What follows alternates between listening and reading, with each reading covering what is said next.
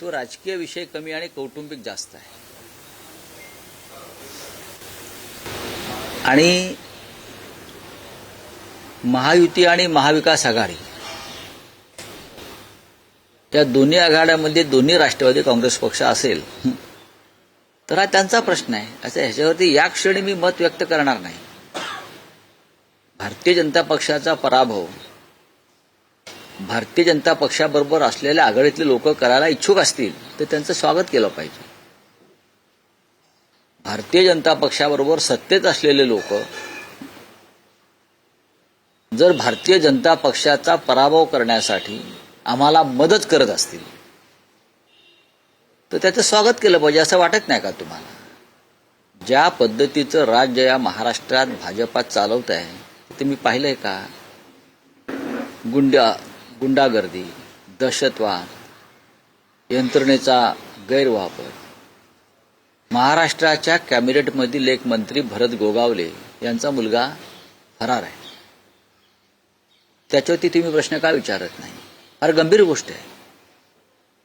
महाड नगरपालिकेच्या निवडणुकीत attempt to murder एका काँग्रेसच्या कार्यकर्त्याला ज्या पद्धतीनं त्यांच्यावर हल्ला केला ठार मारण्यासाठी आणि पोलीस यंत्रणा त्यांना मदत करत राहिली. हायकोर्टानं त्यांचा अटकपूर्व जामीन सुद्धा फेटाळला. म्हणजे प्रकरण गंभीर आहे ना. मंत्र्यांची मुलं, मंत्र्यांचे भाऊ यांना खून केले किंवा दरोडे टाकले, चोऱ्या केल्या, भ्रष्टाचार केला तर त्यांना काय गृहमंत्री देवेंद्र फडणवीस आणि राज्याच्या पोलीस महासंचालकांनी अभय दिलंय का? मंत्र्यांचा मुलगा फरार आहे आणि पोलिसांना सापडत नाही आणि त्याचा अँटिसिपेटरी बेल म्हणजे अटकपूर्व जामीन फेटाळला जातो तरी सापडत नाही. राज्याचा एक मंत्री बेपत्ता होतो. मी कोकाट्यांविषयी बोलतोय. ते काही वेळ 48 तास सापडत नाही. हे पोलीस आहे, ही पोलीस यंत्रणा आहे, ही भाजपची टोळी आहे खाकी वर्दीतली. कुठे गेला मंत्र्यांचा मुलगा? कायदा सुव्यवस्थेवर तुम्ही भाषणं देता ना विधानसभेत, विधिमंडळात. कोणालाही सोडणार नाही. मग मंत्र्यांची मुलं, मंत्र्यांचे भाऊ, मंत्र्यांचे बाप कसे सुटतात? साताऱ्यामधल्या ड्रगच्या कारखान्याचं काय झालं हे सांगतील का देवेंद्र फडणवीस? त्यातले खरे सूत्रधार कोण आहेत हे देवेंद्र फडणवीसांना माहिती आहे. पण संबंधित मंत्री हे देवेंद्र फडणवीस यांच्यासमोर गुडघ्यावर बसले जवळजवळ. आणि देवेंद्र फडणवीस यांनी या ड्रग्सच्या कारखान्याच्या सूत्रधारांना अभय दिलं. एकनाथ शिंदे यांच्याच भावाचा आहे नाही ते जागा, त्यांना माहित नाही. मुंबई पोलीस दलातल्या एका माजी अधिकाऱ्याचाही तिकडे संबंध आहे त्या ड्रग्सच्या कारखान्याशी आणि तो शिंद्यांशी संबंधित आहे. नावं घेईन लवकरच. महाडमधल्या कॅबिनेट मंत्र्याचा मुलगा फरार आहे.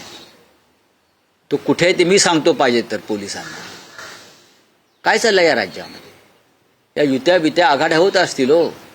म्हणून भारतीय जनता पक्षाचा सर्व पातळीवरती पराभव करण्यासाठी भारतीय जनता पक्षातले संबंधित लोक आम्हाला मदत करत असतील त्यामुळे त्याचे स्वागत करू. राऊत साहेब, तुम्ही एक म्हणालात, एक महत्वाचा उल्लेख केला की या ड्रग्ज प्रकरणात मुंबई पोलीस दलातल्या एका माजी अधिकाऱ्याचा समावेश आहे आणि तो शिंद्यांशी संबंधित आहे. कोण हा अधिकारी? मी तुम्ही देतो ना. बघा, हे मी सांगण्यापेक्षा देवेंद्र फडणवीस गृहमंत्र्यांनी सांगावं. त्यांच्यापर्यंत सगळी माहिती आलेली आहे. काय लपवत आहेत, कोणाला पाठीशी घालतायत? एकनाथ शिंदेना, त्यांच्या मुलाला की त्यांच्या टोळीला? हे टोळ्या चालवतायत आणि अशा अनेक मार्गानं पैसे गोळा करून राजकारणामध्ये आणतात. महाराष्ट्राचं राजकारण देवेंद्र फडणवीस यांच्या नेतृत्वाखाली नशेबाज राजकारण झालेलं आहे. नशेबाज. नशेच्या व्यापारातून आलेला पैसा सुद्धा राजकारणात वापरला जातोय. प्रकरण थंड कसं पडलं? इतकं गंभीर प्रकरण छत्रपतींच्या भूमीमध्ये साताऱ्यात एक खतरनाक ड्रगचा कारखाना सापडतो. मुंबईचे पोलीस जाऊन त्याच्यावरती रेड टाकतात. साताऱ्याचे नाही, सातारच्या पोलीस अधीक्षकाने वाचवायचा प्रयत्न केला. मुंबईचे पोलीस जाऊन तिथे रेड करतात. मग त्या पोलिसांच्या तपासात अडथळे आणले जातात गृह खात्याकडून, उपमुख्यमंत्र्यांच्या यंत्रणेकडून, आणि हे प्रकरण हाताबाहेर जाते म्हटल्यावरती संबंधित मंत्री हे गृहमंत्र्यांच्या किंवा मुख्यमंत्र्यांच्या पायाशी जातात वाचवण्यासाठी, आणि प्रकरण थंड केलं जातं. त्यामुळे राऊत साहेब, हा जो माजी पोलीस अधिकारी आहे हा मुंबई पोलीस दलातला आहे? नक्कीच बाहेरचा आहे? मुंबई पोलीस दलातला सगळे आहे. तपशील तुम्ही कधी हा शिंद्यांचा फार जवळचा आहे. हा शिंद्यांचा अत्यंत जवळचा, शिंद्यांचा शार्प शूटर आहे तो.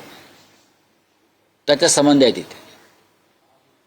हा नशेचा पैसा राजकारणात आणला जातो, लक्षात घ्या. महाराष्ट्राच्या तरुणांना नशेबाज केलं जात आहे आणि त्यातून राजकारणात हा पैसा ओतून हे हिंदुत्ववादी आम्हाला हिंदुत्व शिकवतात ढोंगी. चला राऊत साहेब, एक आणि तुम्ही म्हणालात की त्यांचे म्हणजे जे कॉम्बिनेशन आहे एकाच वेळेस महायुती आणि महाविकास आघाडीतील, असं कसं होऊ शकतं? असं कसं होऊ शकतं? जनतेला पडलेला प्रश्न असेल. नंबर 1. नंबर 2, राऊत साहेब, अजित पवारांकडून असा दबाव टाकला जातोय किंवा एक आग्रही मागणी केली येते की या युतीमध्ये सगळ्यांनी घड्याळ या चिन्हावरच लढावं. शरद पवार किंवा त्यांचा पक्ष हे मान्य करेल का? आता हे मी कसं काय सांगू? बघा, शरद पवारांचा एक स्वतंत्र पक्ष आहे. शरद पवार यांची एक भूमिका असते, विचारसरणी आहे ती जातीय व धर्मांध शक्तींच्या विरुद्ध लढण्यासाठी. शरद पवार हे पुरोगामी विचारांचे आहेत.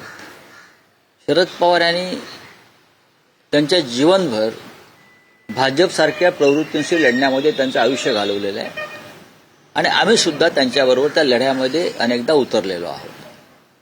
त्याच्यामुळे भविष्यामध्ये त्यांचा पक्ष कोणत्या दिशेने जाणार आहे हे शरद पवार साहेबच ठरवू शकतात. आणि विलिनीकरणाचे संकेत आहेत का? मला असं वाटत नाही की विलिनीकरण होईल. मी जे काय पवार साहेबांना ओळखतो आणि त्यांच्या विचारसरणीला मी जे काय ओळखतो, ही विलिनीकरणाची प्रक्रिया होईल असं मला वाटत नाही. मी एकदा पवार साहेबांना प्रश्न विचारला होता सहज एका बैठकीत, तेव्हा त्यांनी हे अशक्य आहे सांगितलं. अजित पवारांच्या राष्ट्रवादीला महायुतीमध्ये मुंबईत घेतलं जात नाही. जर अजित पवारांचा पक्ष जर तुमच्यासोबत युती करेल नाही, शक्य आहे? नाही, तुम्ही स्वागत करू असं म्हणतात. नाही, आम्ही नाही. त्यांनी 2 पवार एकत्र येऊन जर भाजपचा पराभव करणार असतील तर म्हणतोय मी. पण ते असंही म्हणतात जर पुण्यामध्ये तुम्ही जर त्यांच्या सोबत गेलात, म्हणजे ठाकरे बंधू जर सोबत आले, ती ताकद अजून वाढेल. असं कोण म्हणतंय? राष्ट्रवादीचे कोणती राष्ट्रवादी? नाही, आमची आता पुण्यामध्ये महाराष्ट्र नवनिर्माण सेना आणि शिवसेना या दोघांमधलं जागा वाटपाची चर्चा संपलेली आहे आणि आम्ही दोघेही कामाला लागलेलो आहोत. जे आमच्याबरोबर येतील त्यांना सोबत घेऊ, नाही तर आम्ही त्यांच्याशिवाय अजित लढू. पवार असतील. नाही, अजित पवार त्यात नाही. त्यातून प्रशांत जगताप यांना उद्धव ठाकरे यांनी सूचना देण्यासाठी ऑफर केली अशी माहिती सध्या नाही, माझ्याकडे माहिती नाही. उद्धव साहेबांनी त्यांना नक्कीच फोन केला असेल, कारण असे कार्यकर्ते लढणारे जर आमच्याकडे आले तर आम्ही नक्कीच पुढे जाऊ. तर भाजपा पुण्यात दिल्लीला फक्त 12 जागांची ऑफर देते, मुंबईत देखील काही आणलेलं असल्याचं. 12 खूपच दिल्यात जागा. 12 जागा म्हणजे खूप दिल्या. किती पाहिजेत अजून त्यांना? त्यांच्याकडे काय मतं कुठे आहेत? ते भाजपचीच मतं त्यांना मिळतात ना. आता मुंबईमधलं काय ते मला माहीत नाही. बघा, पैशाची सूज आहे त्यांच्या पक्षाला आली, बाकी काही नाही. तेजस्वी घोसाळकर भाजपमध्ये गेल्यानंतर आता त्यांनी अभिषेक घोसाळकर यांचा फोटो लावायला सुरुवात केली आहे. त्यावर शिवसैनिकांनी बघा, असं आहे की ज्यांनी शिवसेनेचा पक्ष सोडला त्यांनी आपल्या निष्ठावान शिवसैनिक पतीचा फोटो लावून मतं मागू नयेत. त्यांनी मोदींचा लावावा, अमित शहांचा लावावा, देवेंद्र फडणवीसांचा लावावा. अभिषेक घोसाळकर हे एक निष्ठावंत कडवट शिवसैनिक होते आणि शेवटपर्यंत ते शिवसेनेबरोबरच राहिले आणि तिथेच त्यांना बलिदान द्यावं लागलं. तेजस्वी घोसाळकर गेल्यानंतर घोसाळकर कुटुंबातल्याच एक पुन्हा महिला पुढे येत आहे. तर पूजा घोसाळकर आता राजकारणात येऊ द्या ना, तरुणांनी येऊ नये का? नवीन लोकांनी राजकारणात यायला पाहिजे. चला, थँक्यू. राऊत साहेब, एक आहे की ठाकरे बंधूंची युती जाहीर झाली, पण अजूनही अशी माहिती मिळते की काही जागांवर अजिबात नाही. पेच आहे, अजूनही घासाघीस अजिबात पेच नाही. पेच हा शब्द चुकीचा आहे. शेवटपर्यंत चर्चा होत असतात. दोन्ही बाजूनी काही बदल फेरबदल होत असतात. प्रत्येक जागा आम्हाला जिंकायची आहे आणि असा कोणत्याही प्रकारचा पेच ना महाराष्ट्र नवनिर्माण सेनेकडून टाकला ना शिवसेनेकडून पडलेला आहे. दोन्ही बाजूचे कार्यकर्ते हे हट्ट करतात, त्यांना समजवावं लागतं. त्याचा दबाव नेत्यांवरती असतो, मग ते राजसाहेब ठाकरे असतील किंवा उद्धवजी ठाकरे असतील.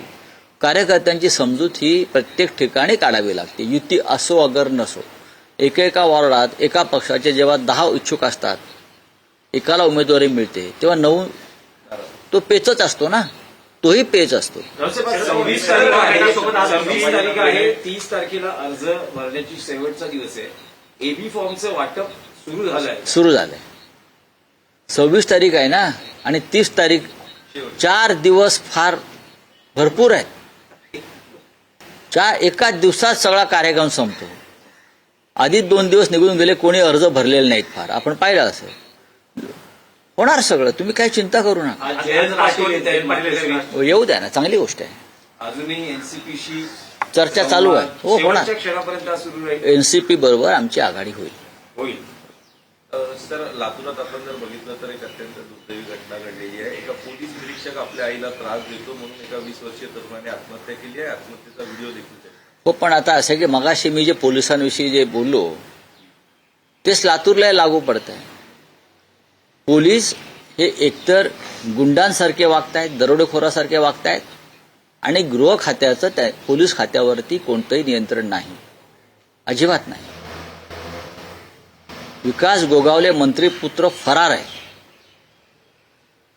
एक पोलीस अधिकारी एका कुटुंबाचा छळ करतो, त्यातून आत्महत्या होत आहेत. बीडची प्रकरणं समोर आहेत. कारण पोलिसांना राजकीय कार्यासाठी वापरून घ्यायचं, त्यासाठी अशा गुंड प्रवृत्त्याच्या पोलिसांना देवेंद्र फडणवीस यांचं गृह खातं बळ देत्या. बोले आप हिंदी में, मुझे मालूम नहीं. देवेंद्र फडणवीस जी टिप्पणी कर रहे हैं, मामूद की पार्टी है. मामूद रशीद जो है शिवसेना आने के बाद जो है देवेंद्र फडणवीस टिप्पणी नहीं, मेरे बारे में कोई जानकारी वारिस नहीं. पठान कह रहे हैं कि मुंबई का महापौर मुस्लिम क्यों नहीं होना चाहिए?